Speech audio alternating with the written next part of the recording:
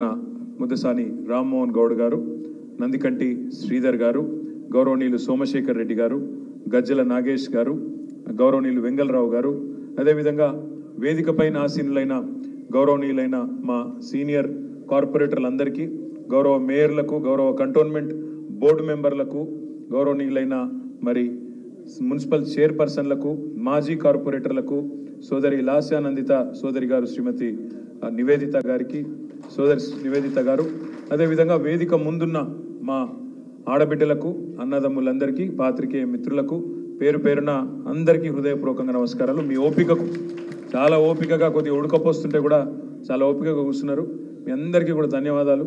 నాకు బాగా నచ్చింది ఏంటంటే, మల్లన్న మాట్లాడుతుంటే లొల్లి పెట్టి మా ఎమ్మెల్యే పేరు చెప్పలేదంటే మా ఎమ్మెల్యే పేరు చెప్పలేదని లొల్లి పెట్టిన మా ఆడబిడ్డలందరికీ కూడా ప్రత్యేక నమస్కారం.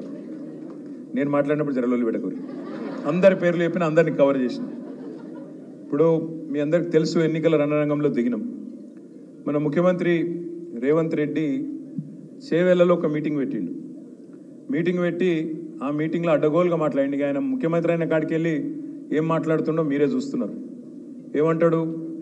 బీఆర్ఎస్ పని అయిపోయింది, కేసీఆర్ శకం ముగిసింది, ఒక్క సీటు కూడా గెలవరు, దమ్ముంటే ఒక్క సీటు గెలిచి చూపెట్టు అని చెప్పి ఆ రోజు నాకు సవాల్ విసిరిండు. నేనేమన్నా ఉన్న 17 సీట్లు ఉన్నాయి, ఉండేటి ఉంటాయి, నడిచేది నడుస్తుంది. రేవంత్ రెడ్డి, నువ్వు చాలా పెద్ద గొప్పనివి కదా, పెద్ద తురుంకాను కదా, ఒక పని చేద్దాం, ఒక్క సీటు కూడా గెలవరు అన్నావు కదా, అక్కడ ఇక్కడ ఎందుకురా పోయి సప్పుడేక నీ మల్కాజ్గిరి సీటు ఉంది కదా, నువ్వు కొడంగల్ ఎమ్మెల్యేకి రాజీనామా చేయి, నేను సిరిసిల్ల ఎమ్మెల్యేకి రాజీనామా చేస్తా, ఇద్దరం మల్కాజ్గిరిలో తెలుసుకుందాం రా దమ్ముంటే అన్న. కూయి లేదు, కాయి లేదు. అప్పటి నుంచి మళ్ళీ నోరు మూసుకున్నాడంటే మళ్ళా దాని గురించి మాట్లాడతలేడు. ఎందుకంటే ఆయనకు తెలుసు 5 ఏళ్ళు మల్కాజ్గిరిలో చేసిన ఒక్క పని లేదు, తిరిగిన ఒక్క కాలనీ లేదు, కనీసం ఎన్నడూ కూడా పలకరించిన పాపాన పోలేదు ఆనాడు పార్లమెంట్ సభ్యుడిగా రేవంత్ రెడ్డి. అందుకే ఆయనకు తెలుసు, ఆయన వీక్ స్పాట్ మీద కొట్టిర్రు. అమ్మ వీళ్ళు మల్కాజ్గిరిలో 7 గెలిచిండ్రు, దబ్బన గట్టిగా ఆయనతో నేనేమన్నా టెంప్ట్ అయిపోతే ఈ బలుగుతుంది, ఉన్నది పోతుంది, మొత్తం ఉన్న పదవి పోతుంది, ఆయనతో మల్కాజ్గిరి వీక్తుంది అని చెప్పి భయపడి కనీసం నోరు కూడా మెదపలేదు.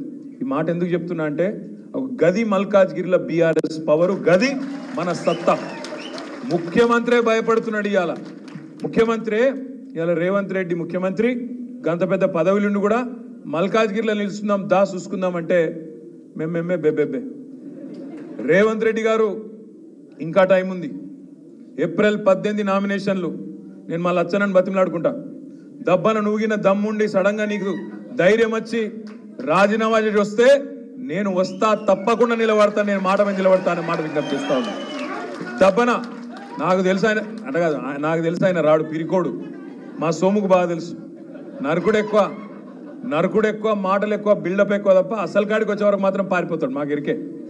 నేను కూడా చాలా కాలం నుంచి చూస్తున్నా రేవంత్ని, 2009కి వెళ్ళి చూస్తున్నాం. మా అందరికి పాతోడే, కొత్తోడేం కాదు. కాబట్టే చెప్తున్నా, చాలా పెద్ద పెద్ద మాటలు, పెద్ద పెద్ద డైలాగులు తప్ప విషయం మాత్రం ఏముండదు. ఇవాళ రేపు జరుగుతున్న పోటీ, రేపు మల్కాజ్గిరిలో జరగబోయే పోటీ శ్రీనివాస్ యాదవ్ గారు చక్కగా చెప్పారు. తిట్టుకునేందుకు మస్తుగా టైం ఉంది. మస్తుగా తిట్టచ్చు, తూకిత్తా అంటే మేకిత్తా అని మస్తుగా మాట్లాడచ్చు. కానీ రేపు జరుగుతున్న పోటీ కేవలం వ్యక్తుల మధ్యన జరుగుతలేదు. రేపు జరుగుతున్న పోటీ అక్కడ 3 పార్టీల మధ్యన. అందులో మన అభ్యర్థి లక్ష్మారెడ్డి గారు కావచ్చు, కానీ నిలబడ్డది ఒక కేసీఆర్, నిలబడ్డది నేనే అన్నంత స్థాయిలో మనం గట్టిగా పనిచేస్తే తప్పకుండా ఫలితం వస్తుంది. ఏం మెజారిటీలు ఇచ్చారు మీరు మొన్న, నాకు అర్థం కాదు. అసెంబ్లీలో తుఫాన్ చేసిండ్రు మీరు మల్కాజ్గిరిలో. మా తమ్ముడు కుత్బుల్లాపూర్లో వివేక్ గారి ప్రచారం పోయినా, వివేక్ ప్రచారంలో నేను ఏదో నోట్లకెళ్ళి వచ్చేసింది. అట్లా మొత్తం స్టేట్లో హైయెస్ట్ మెజారిటీ రావాలి మా తమ్మునికి అన్న. నిజంగానే మీరు సీరియస్గా తీసుకున్నారు. 85,000 ఓట్ల మెజారిటీ అక్కడ. ఇక మా కృష్ణారావు అన్న, నేను ఈ మాట అన్న ప్రతిసారి ఆగాగాగాలి. కృష్ణారావు అన్న పంచాయతీ చెప్తా మీకు. కృష్ణారావు అన్న పంచాయతీ ఏంటంటే, అన్న వివేక్ ఓట్లు ఎక్కువ వచ్చినాయి, పర్సెంటేజ్ నాకు ఎక్కువ వచ్చింది కుకట్పల్లిలో అని కృష్ణారావు అన్న. ఈడ 85,000 ఓట్లు, ఆడనేమో 72,000 ఓట్లు. మా మర్రి రాజశేఖర్ రెడ్డి అన్నకు ఎంతనే 50,000 ఓట్ల మెజారిటీ మర్రి. మా లక్ష్మారెడ్డి అన్నది 51,000 లక్ష్మారెడ్డి అన్న. మరి మా సుధీర్ రెడ్డి అన్న 23,000, మా మల్లారెడ్డి అన్న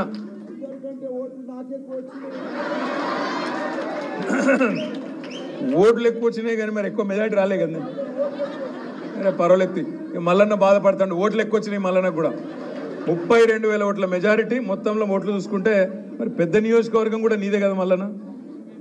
లాస్ట్ సెకండ్ వచ్చిండమ్మా 17,000. మొత్తం కలిపితే మొత్తం కూడితే 1 కాదు 2 కాదు 3,50,000 చిల్లర ఓట్ల మెజారిటీ మనకు మొన్న ఆడ వచ్చింది. ఇప్పుడు మనని గెలవాలంటే, రేపు లక్ష్మారెడ్డిని గెలవాలంటే, ఎవరన్నా మన పార్టీని గెలవాలంటే 3.5 లక్షలు దాటి ముంగటికి వచ్చి గెలవాలి. మరి ఇది అయ్యే పనేనా?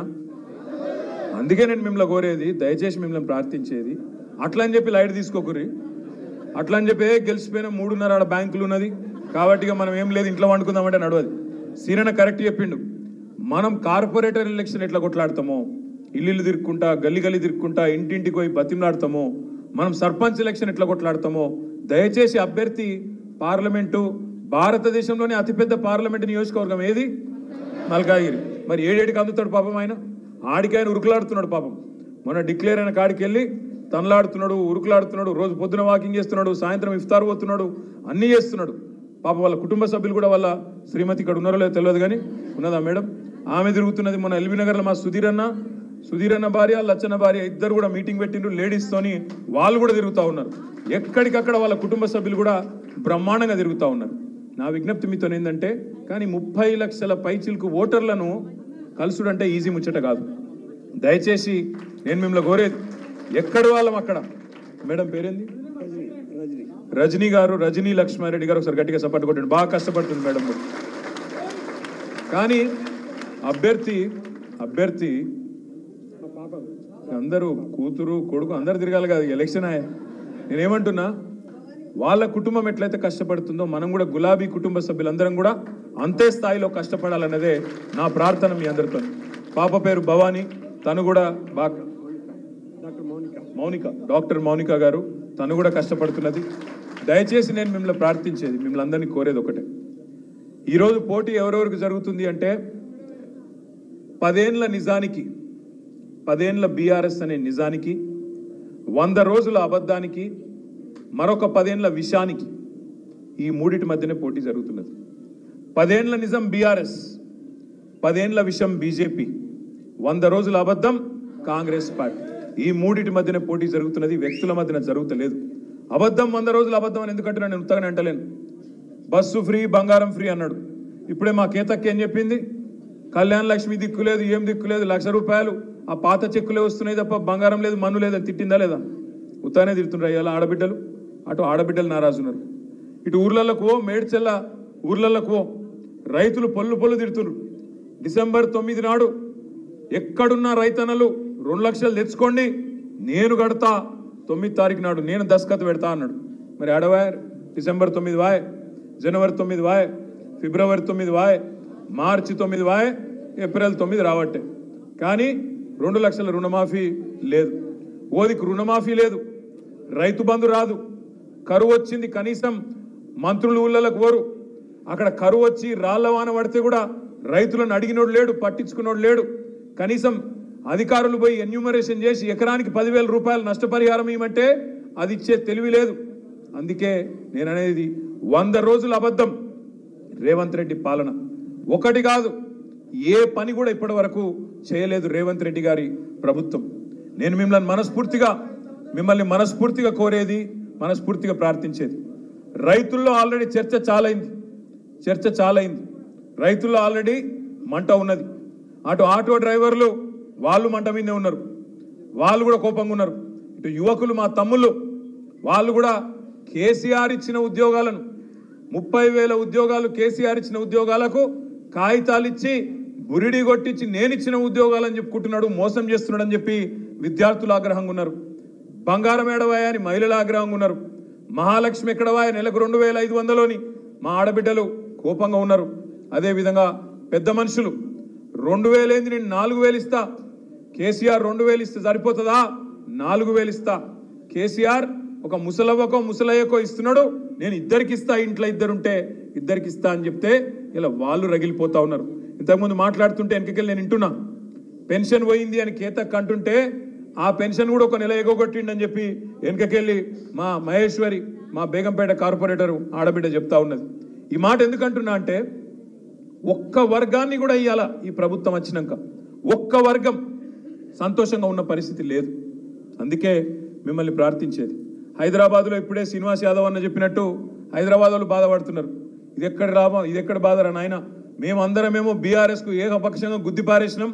24 సీట్లుంటే 24లో కాంగ్రెస్కు ఒక్క సీటు కూడా ఇవ్వకుండా జాడిచ్చి తన్నినాం.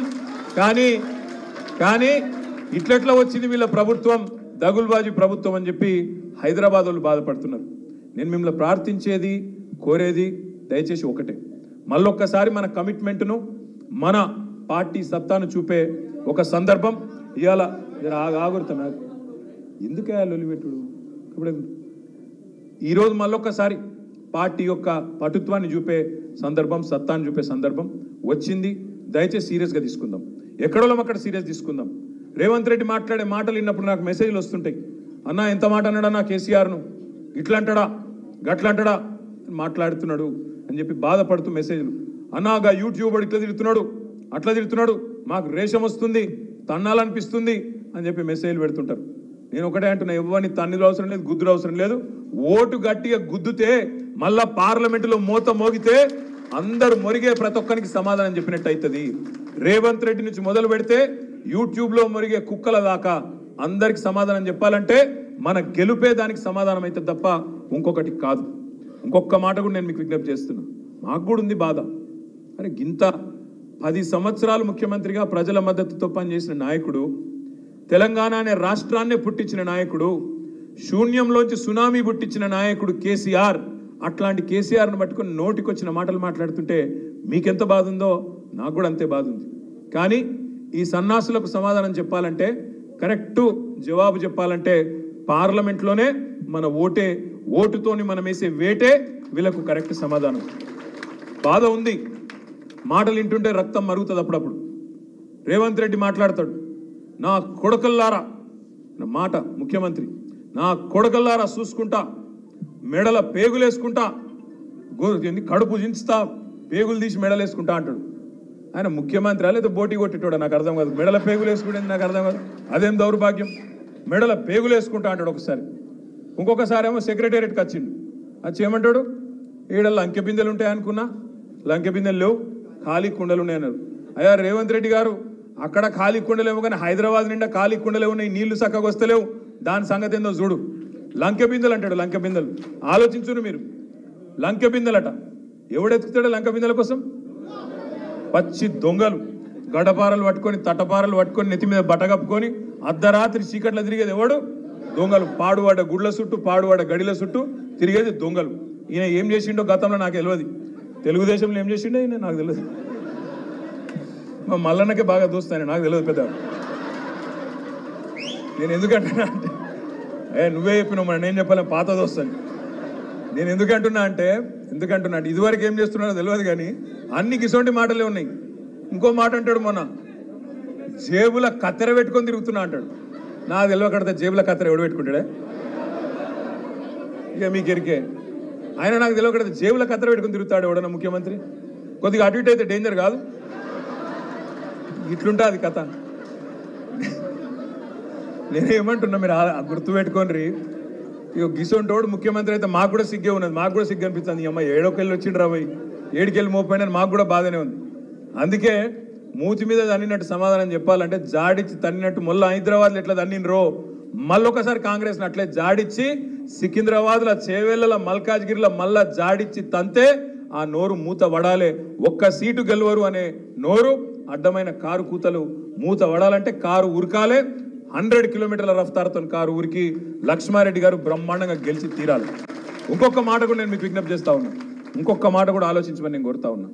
ఇవాళ నేను ఇది ఉత్తగానే అంటలేను, ఆషామాషిగా ఆరోపణ చేస్తలేను.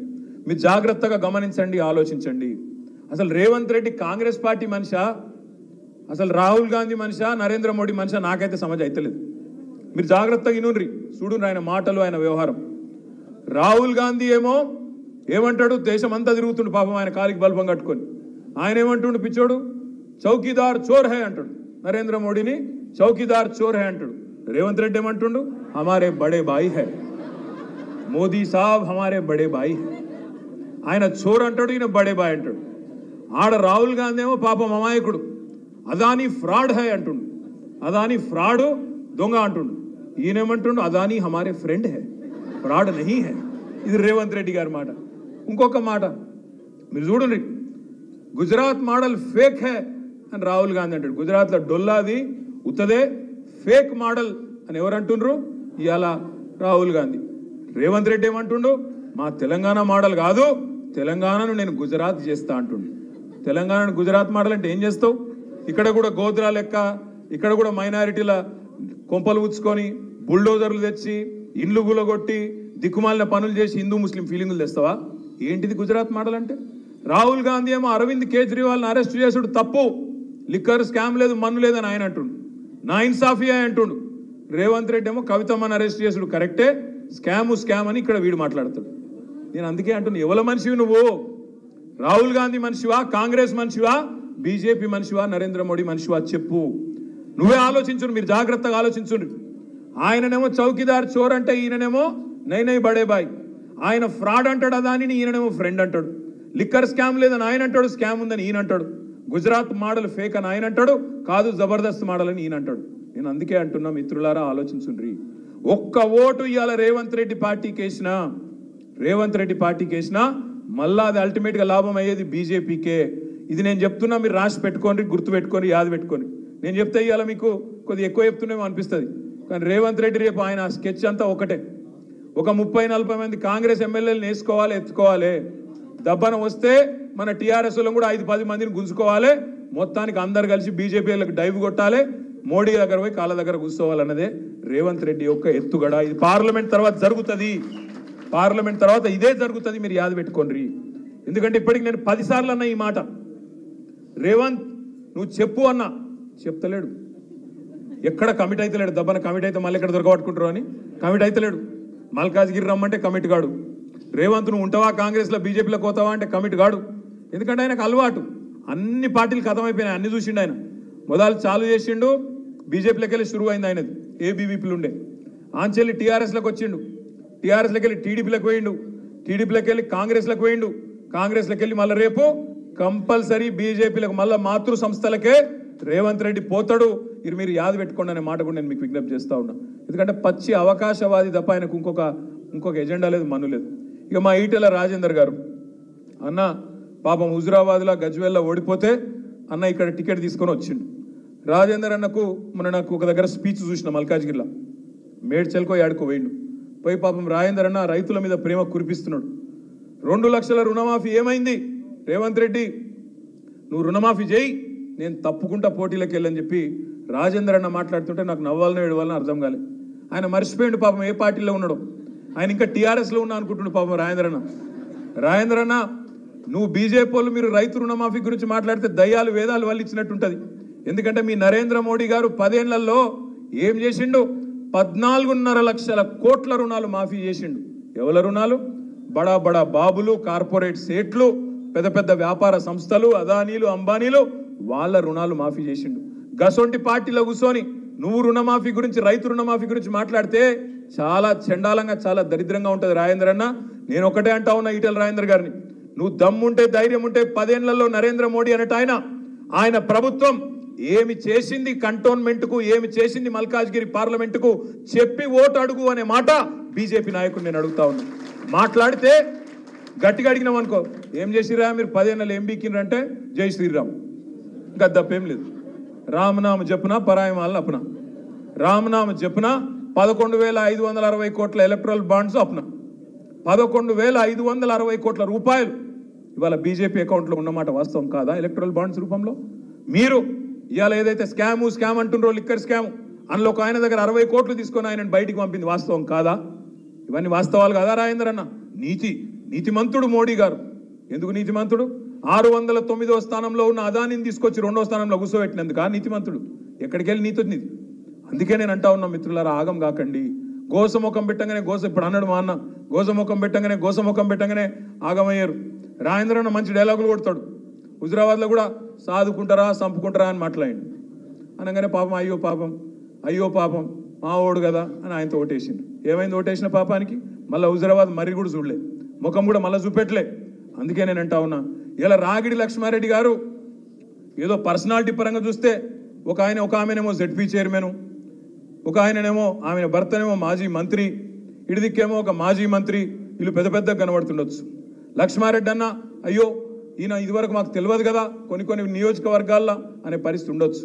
కానీ నేను మిమ్మల్ని కోరేది ఒకటే, సీనియారిటీ కంటే సిన్సియారిటీ ముఖ్యం. అది తప్పకుండా రాగిడి లక్ష్మారెడ్డి గారిలో ఉంది. వాళ్ళిద్దరూ ఇవాళ అక్కడ పోటీ చేస్తున్న ఇద్దరు కూడా కేసీఆర్ గారి దగ్గర పదవులు పొంది కేసీఆర్ గారికి వెన్నుపోటు పొడిచి అక్కడ నిలబడ్డ నాయకులు అవతల దిక్కున్నారు. మరి అట్లాంటి వాళ్ళు కావన్నా, సిన్సియర్గా కష్టకాలంలో కూడా కేసీఆర్తో నడుస్తున్న లక్ష్మారెడ్డి గారు కావాలన్నా ఆలోచించవలసిన బాధ్యత మన మీద ఉన్నది. ఇలా నిల్చున్నది లక్ష్మారెడ్డి గారు కాదు, నిల్చున్నది కేసీఆర్, నిల్చున్నది ఒక గులాబీ సైనికుడు. మనందరం కూడా నిలబడ్డం అనుకుని కొట్టాడాలి తప్ప ఒక్క లక్ష్మారెడ్డి అన్న నిల్చున్నాడు మాకేంది అన్నట్టుగా పట్టిలేనితనంతో వ్యవహారం చేస్తే కాదు. దయచేసి నేను